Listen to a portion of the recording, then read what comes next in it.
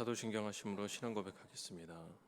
전능하사 천지를 만드신 하나님 아버지를 내가 믿사오며 그 외아들 우리 주 예수 그리스도를 믿사오니 이는 성령으로 잉태하사 동정녀 마리아에게 나시고 본디오 빌라도에게 고난을 받으사 십자가에 못 박혀 죽으시고 장사한 지 사흘 만에 죽은 자 가운데서 다시 살아나시며 하늘에 오르사 전능하신 하나님 우편에 앉아 계시다가 저리로서 산자와 죽은 자를 심판하러 오시리라. 성령을 믿사오며 거룩한 공예와 성도가 서로 교통한 것과 죄를 사하여 주신 것과 몸이 다히 사는 것과 영원히 사는 것을 믿사옵나이다. 아멘. 찬송가 370장 드리겠습니다.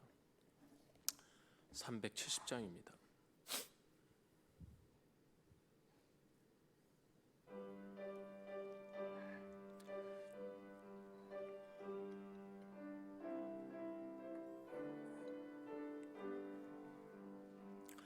주 안에 있는 나에게 땅 근심이 있으랴. 십자가 밑에 나가 내 짐을 풀어내. 주님을 찬송하면서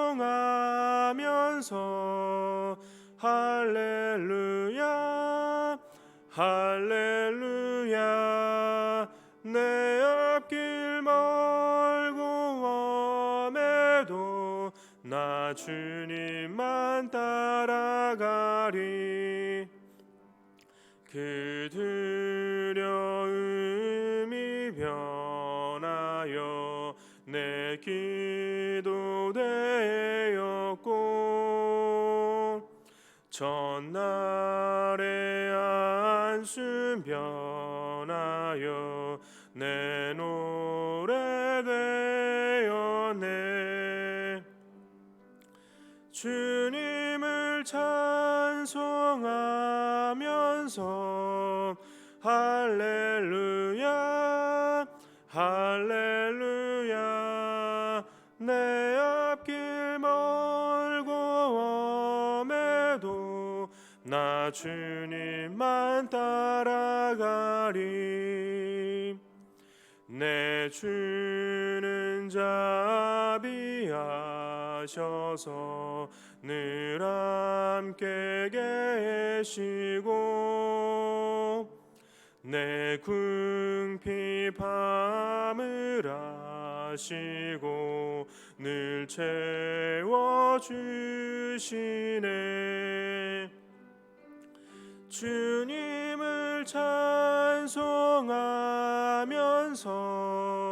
할렐루야 할렐루야.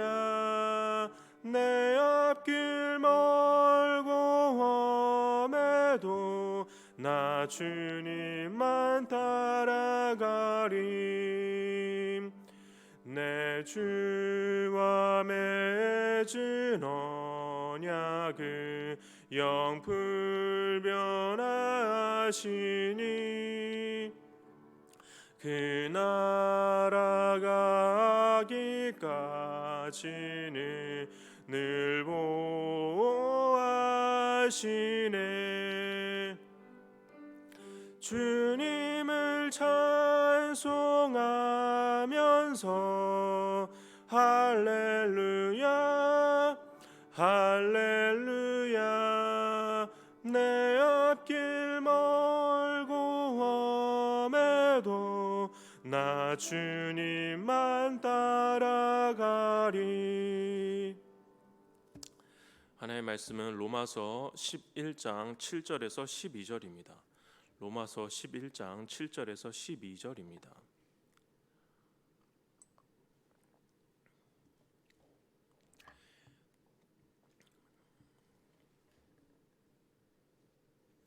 신약 성경 254면쯤에 있습니다.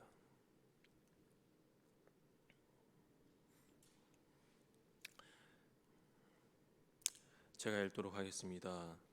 그러한즉 어떠하냐? 이스라엘이 구하는 그것을 얻지 못하고 오직 택하심을 입은 자가 얻었고 그 남은 자들은 우둔하여 졌느니라.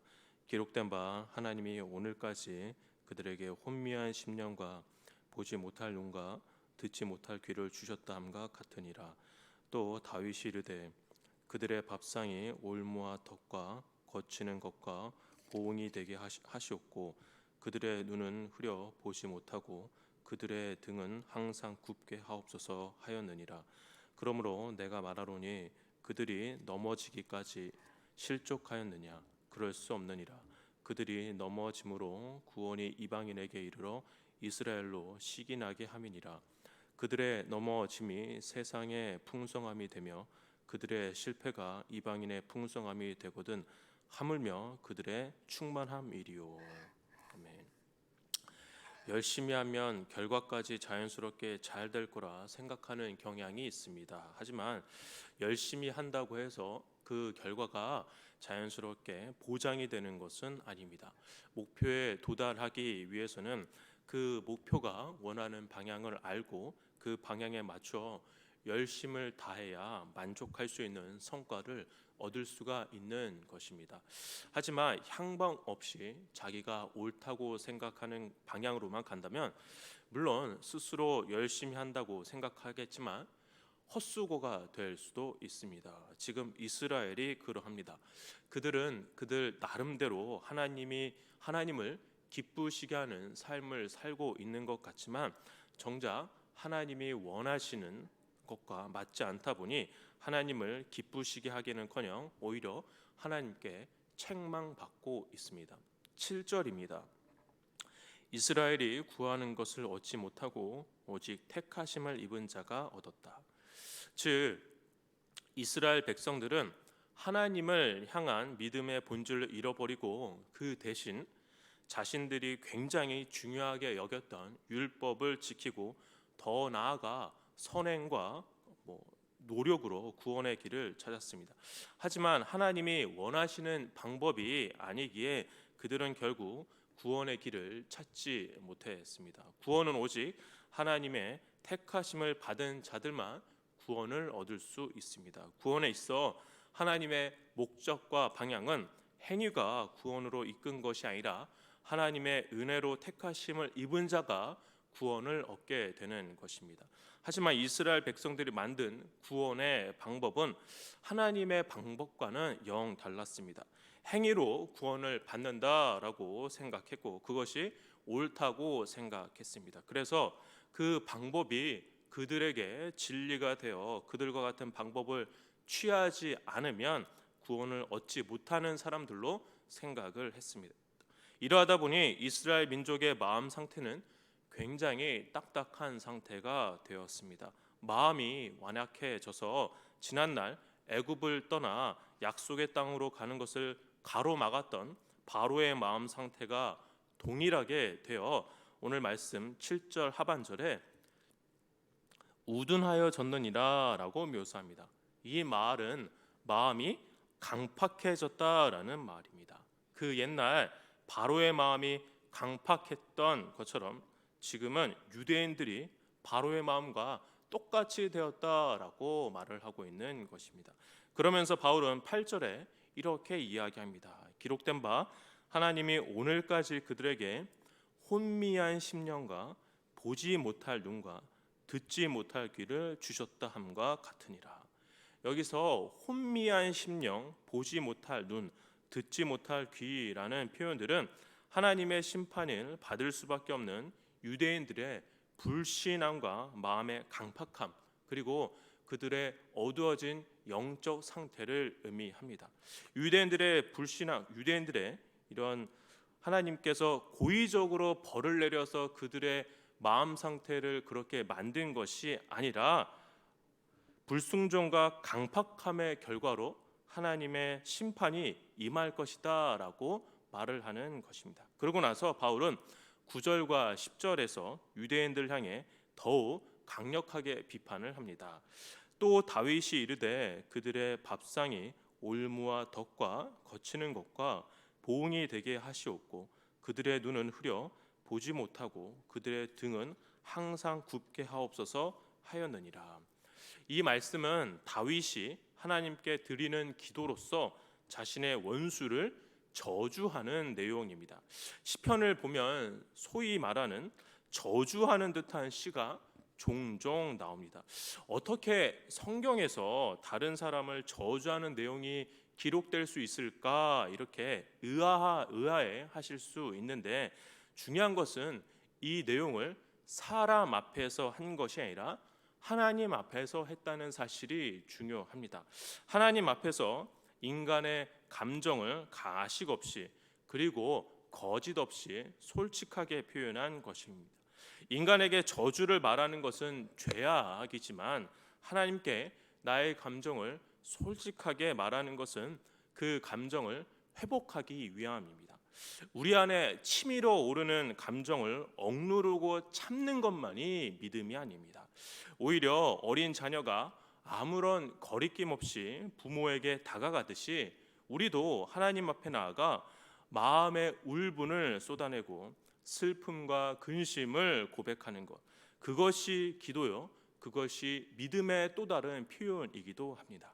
이와 같이 다윗은 자신을 괴롭히고 강팍하고 완고한 자신의 원수들이 하나님의 심판을 받기를 솔직하게 기도합니다.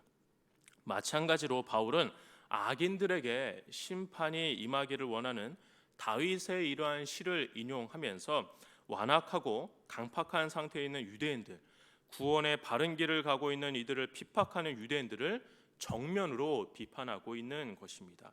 그렇지만 바울은 유대인들이 영원히 완악하고 강팍한 상태에 있음을 주장하지는 않습니다. 11절입니다. 그러므로 내가 말하노니 그들이 넘어지기까지 실족하였느냐? 그럴 수 없느니라. 그들이 넘어짐으로 구원이 이방인에게 이르러 이스라엘로 시기나게 함이니라. 바울은 유대인들의 강팍한 상태는 일시적인 것이고 이것 또한 하나님의 구원 섭리 가운데 있다고 말을 하고 있습니다. 현재 이스라엘이 불신앙으로 넘어져 있지만 다시 일어설 것이다 라고 말을 하고 있습니다. 이스라엘 민족이 예수 그리스도를 통한 구원의 길에 들어서지 못하고 넘어짐으로써 오히려 구원이 이방인에게 미쳤다라는 것입니다. 여기서 우리가 알지 못하는 하나님의 섭리가 있다라는 것이죠. 유대인들이 복음에 대해 거절하여 복음이 이방인을 향하도록 하였고, 그 결과 다시 유대인들이 자극을 받아서 하나님께 돌아오게 하시려는 하나님의 구원 섭리 안에서 일어나는 일이다라고 말을 하고 있습니다. 그래서 12절에 유대인들이 넘어짐으로 세상에 구원의 풍성함을 가져다 주었다면 그들이 구원에 이를 때는 얼마나 더 풍성한 구원의 은혜가 임하리요라고 바울은 말을 합니다.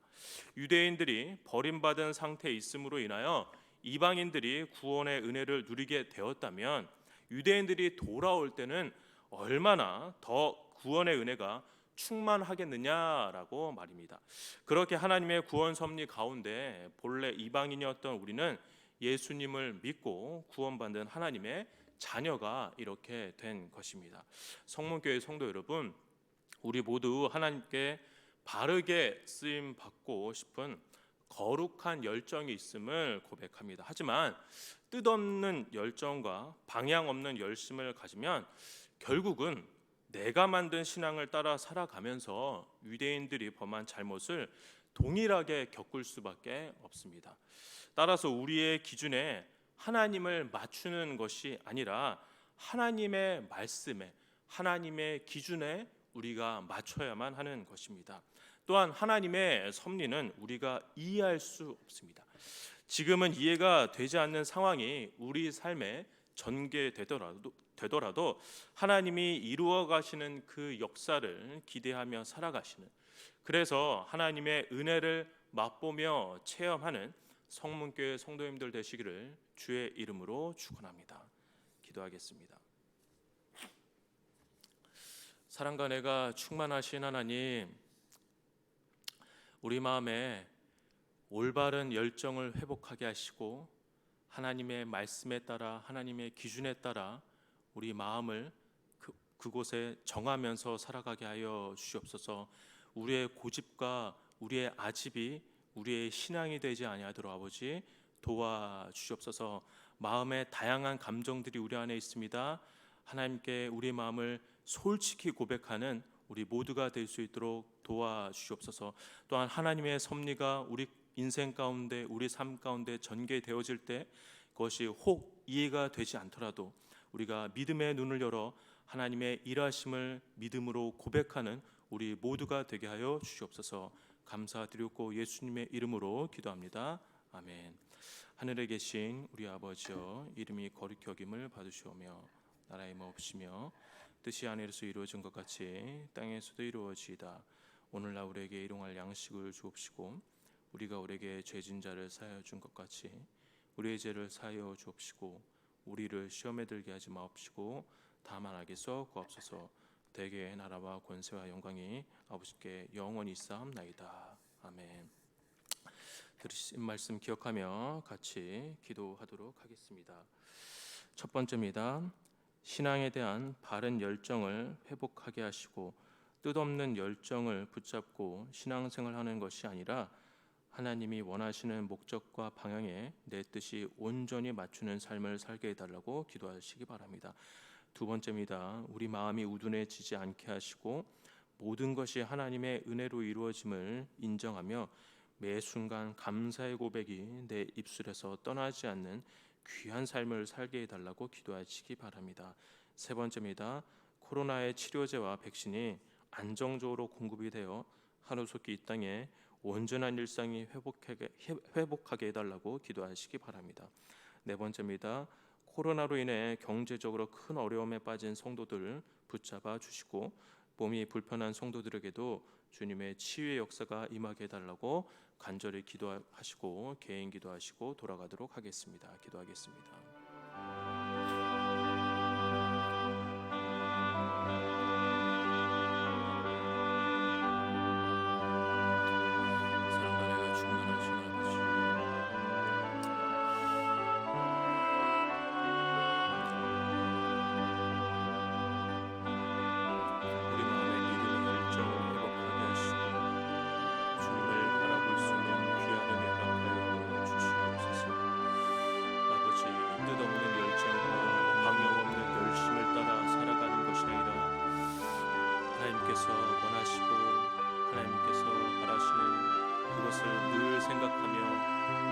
겸손히 하루하루 살아갈 수 있도록 도와주옵소서.